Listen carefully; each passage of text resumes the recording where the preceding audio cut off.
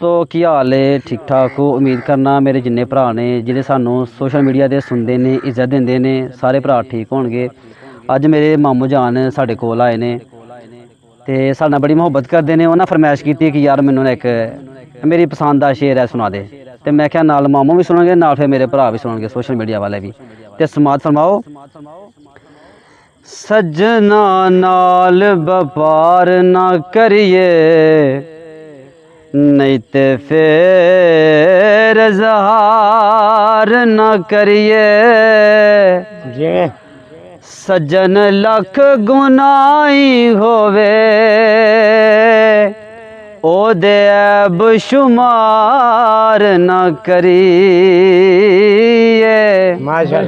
ते सज्जन भावें बन जाए दुश्मन, ओदे उते वार न करिए।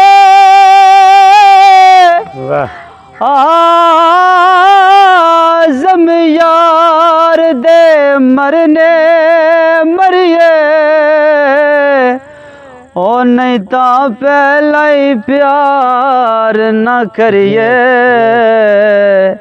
नहीं ते पहला ही प्यार ना करी।